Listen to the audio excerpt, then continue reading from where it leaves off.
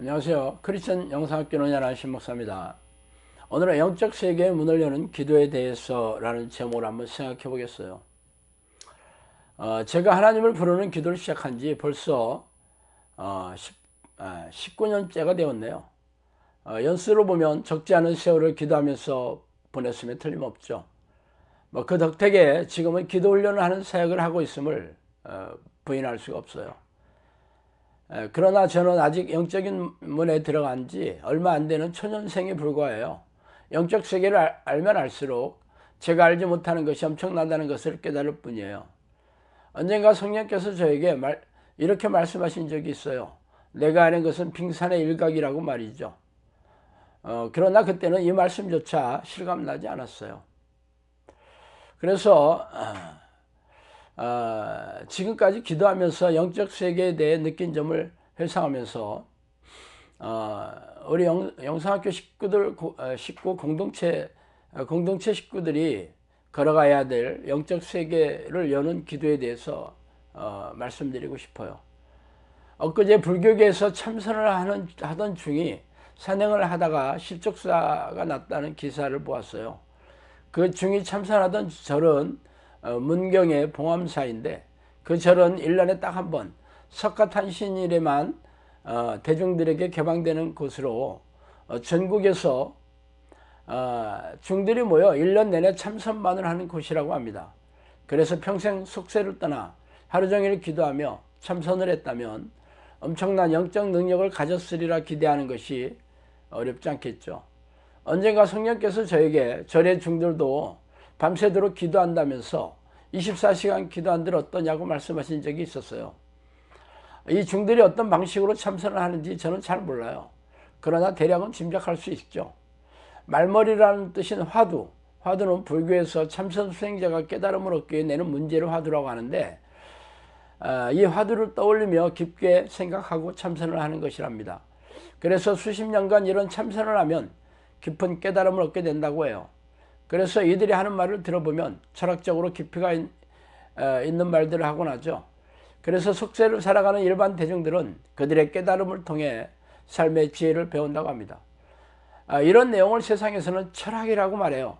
철학은 인간이 살아가는 데 필요한 인생관이나 세계관 따위를 탐구하는 학문이죠. 그래서 저도 20여 년 가까운 세월 동안 하루에 너댓 시간 이상 기도를 해오고 있으므로 그들이 깨달음이라고 일컫는 것들이 무엇인지 어느 정도 알게 되었어요. 그들이 깨달음이라고 말하는 것은 오랫동안 자신의 생각을 바탕으로 얻어지는 것입니다. 그래서 그 생각을 넣어주는 영적 존재에 대해 알지는 못해요. 성경은 악한 영들이 머리를 타고 앉아서 자신들의 생각을 넣어줘 속이고 있다고 말하기 때문이죠. 그러므로 그들이 깨달음을 얻었다 할지라도 사람들이 보기에 고상하고 세련된 철학적인 내용에 불과하지 영적 능력을 지니고 있는 것과는 상관이 없어요. 그래서 기도나 참선 혹은 종교적인 수양을 오래 한 사람들은 죄다 자신이 영적인 능력이나 삶의 지혜가 뛰어난 것처럼 보이기에 머리나 수염을 기이하게 기르고 전통 한복을 입으며 참선한 기간이나 어떤 희생적인 방식으로 참선을 했는지 자랑하며 홍보하기 일쑤죠. 그러나 기독교인은 아니에요. 크리스천이 하는 기도는 오랜 생각을 통해 인생관이나 세계관 혹은 영적 세계에 대한 지식이나 지혜를 얻는 수단이 아니라 전능하신 하나님을 만나고 동행하면서 성령의 능력을 통해 하나님의 일을 하는 사역자가 되는 수단이죠. 그러므로 기독교인으로서 하나님과 만나는 기도를 하는 사람은 성령의 능력을 드러내는 것으로 증명해 보여야 합니다. 그게 불가의 참선이나 힌두교의 초월 명상 혹은 도사라고 자칭하는 무리들이 돌을 닦는 행위와는 다르죠.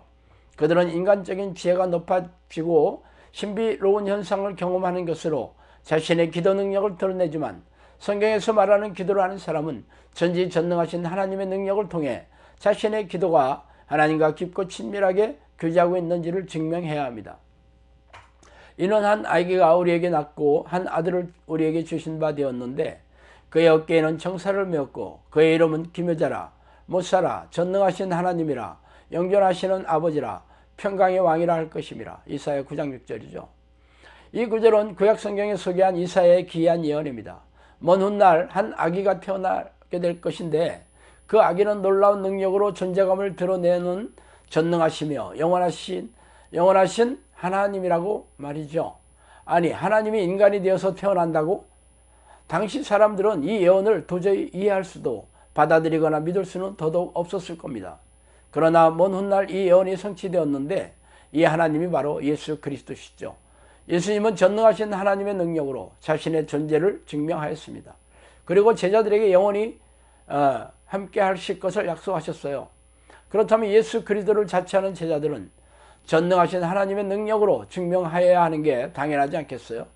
그러나 우리네 교회는 불교 등의 다른 종교와 마찬가지로 예배의식을 거행하고 각종 희생적인 신앙행위를 하고는 있지만 전지전능하신 하나님이 함께 하시는 성령의 능력으로 증명하지는 못합니다.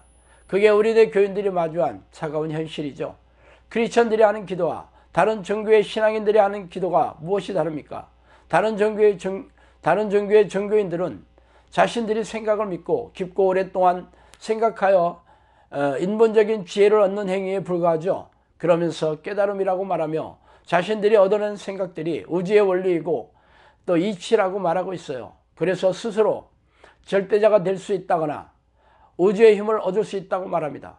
그렇다면 전지전능한 능력으로 이 사실을 증명해야 할 것이 아닙니까? 아니라면 그냥 다른 사람들보다 인본적인 지혜가 있어 보이며 철학적으로 깊이가 있는 생각을 말할 뿐이죠. 그러나 크리스천들의 기도가 다른 종교의 신앙인들의 기도와 다르지 않는 이유가 무엇입니까? 크리스천의 기도라도 전능하신 하나님의 능력이 드러나지 않기 때문이죠. 그 이유는 지금까지 우리네 교인들이 해왔던 기도는 하나님과 아무런 상관이 없는 종교적인 기도 행위에 불과했기 때문이죠. 그러나 저는 오랫동안 기도를 통해 성경에서 약속한 성령의 능력을 수도 없이 경험해 왔습니다. 그러면서 영적인 세계와 영적 존재들에 대한 지식과 경험의 깊이가 조금씩 쌓이고 있죠. 쉬지 않고 하나님의 이름을 부르며 경배와 찬양, 회개와 하나님의 뜻을 구하는 기도는 종교적인 기도 행위가 아니라 하나님이 내 안에 들어오셔서 성령의 사람이 되는 기도입니다. 그래서 저에게 그런 성령의 능력이 진짜 임했는지 확인했다면 당신도 저처럼 쉬지 않고 하나님의 이름을 부르며 성령의 내주를 간구하는 기도의 습관을 들여야 할 것입니다. 그렇다면 놀라운 영적 세계의 비밀을 깨닫고 성령의 능력을 드러내는 하나님의 사람이 될 것입니다.